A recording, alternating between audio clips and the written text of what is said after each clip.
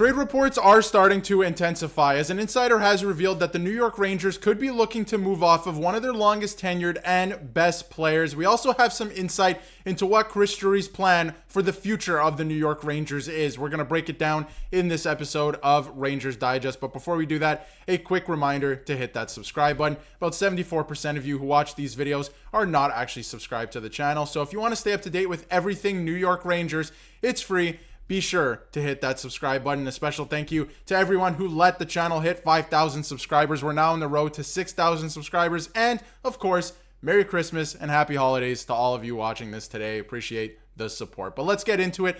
Obviously, every year around this time, trade reports, trade rumors, they're flying left and right around the hockey world. But of course, at this point in time, right now, there is a holiday trade free. So nothing is imminent, but there could be something, at least in the next couple of days, but there could be something coming for the New York Rangers at the end of this week or early next week, or even as soon as the new year comes, 2025, January 1st, we'll see what that brings for the New York Rangers. And what it's looking like is a trade off of their longest tenured player, Chris Kreider. And this is a article on the NHL trade board from NHL insider Chris Johnson of obviously TSN and SDPN. More than 3 weeks after the New York Rangers general manager Chris Drury made it known to rival teams that Chris Drury and Jacob Trouba were among his players available via trade, Trouba is playing for the Anaheim Ducks and the Rangers remain in a tailspin. So we await the next shoe to drop. And Chris Johnson gives his top five, actually he gave a bunch of players, but his top five trade targets around the NHL right now include the New York Rangers, Chris Kreider at number one. He is not only, according to Chris Johnson, but other insiders as well, probably the number one name and most likely name to be moved ahead of or at this year's trade deadline, which I think is very interesting. And we know Chris Drury said that he's going to make another move. That is confirmed. Another move is coming. He just wanted the dust to settle a little bit after the Jacob Trouba trade on December 6th. We are now December 25th, obviously, and things are moving pretty quickly here. So I think that another move is coming soon for the New York Rangers, and it could be Chris Kreider. And the reason being it's Chris Kreider, obviously because Chris Drury floated both those names out there, and now Jacob Trouba is gone. So I do believe that there is some smoke to the Chris Kreider rumor. But because of his contract, a lot of teams now do not like rentals, right? We've seen rentals come back to bite a lot of teams in the behind the last couple of years, and they're looking at players that have more term and that, you know, some teams could probably retain salary on. Now, Chris Kreider has 2 years left. He's in year, or I guess 1 year left after this year. So he's not necessarily a rental. He's in year 5 of his 7-year contract. He only makes 6.5 against the cap. The other thing that's very interesting is he's only being paid $5 million in actual money, right? So that is his AAV, 6.5, but he's only being paid in $5 million in actual money. So a team, whoever acquires him, if they're acquiring him with no retained salary, is only going to have to pay him out another $5 million next year, I believe. So I think that's very enticing to a bunch of teams. Obviously, he's a player that I think can help in the goal scoring department for not only the Rangers, obviously, but which he hasn't really been doing to a degree this season, not to what we need him to do and the Rangers need him to do, but he can help another team. And the other thing that's lost in all this, guys like Mika Zibanejad, all these guys that fans are calling to get traded, they have no movement clauses. It's going to be very difficult to get them to waive those.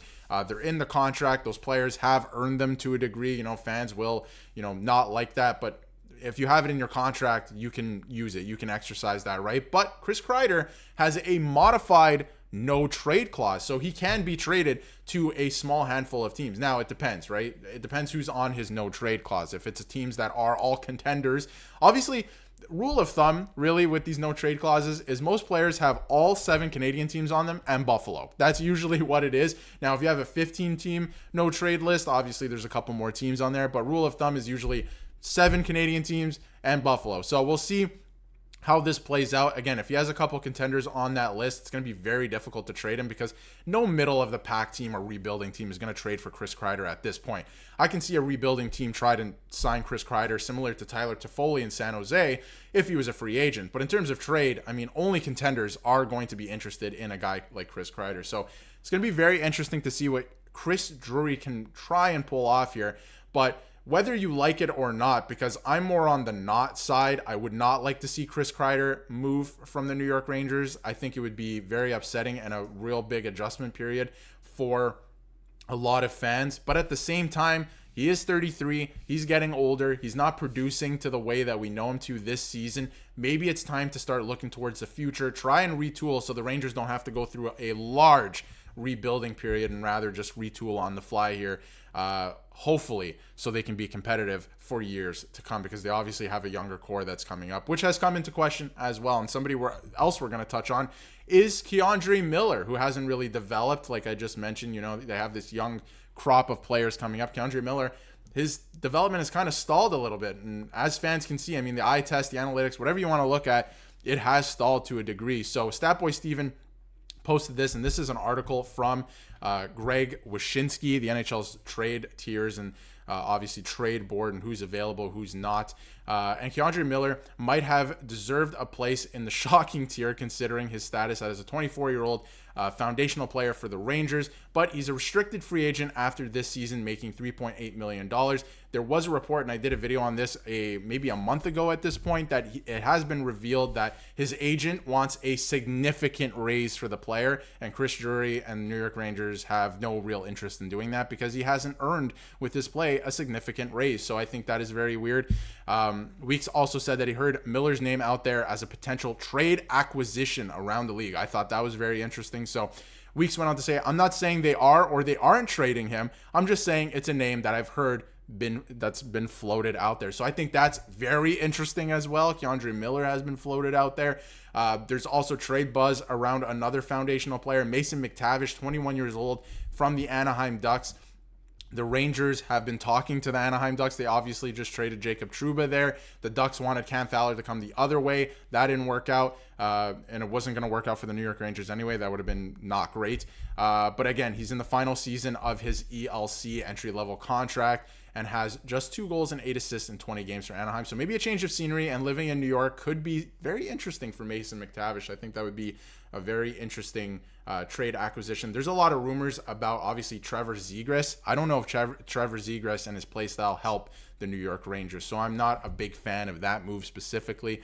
But again, that was from Greg Wyshynski. And I think in terms of K'Andre Miller and retooling the team, I thought this was another interesting article that maybe the Rangers should go out and find somebody who can be a better defensive partner for Adam Fox, because obviously doesn't look like Ryan Lindgren's going to be on this team after this season. Doesn't look like Ryan Lindgren is going to be on this team after the trade deadline, I think, because it looked like, Chris Drury set himself up very nicely there with a flexible contract to be able to move him if need be at the trade deadline. He hasn't even played himself into a position where many teams would want a player like that. So it's another tough situation for the New York Rangers. But let me know in the comments what you think of potentially moving off of Chris Kreider in a trade for, maybe Mason McTavish, or maybe that wouldn't work out, but maybe K'Andre Miller, you move a defenseman, you get a guy who could use a change of scenery, who can help you offensively, and Mason McTavish, who plays the game the right way. He has a physical style. He has an edge to his game. I would like a player like that on the New York Rangers. I think that could help the Rangers. And again, Chris Kreider looks like he is most likely to be moved in the league. So there could be a move coming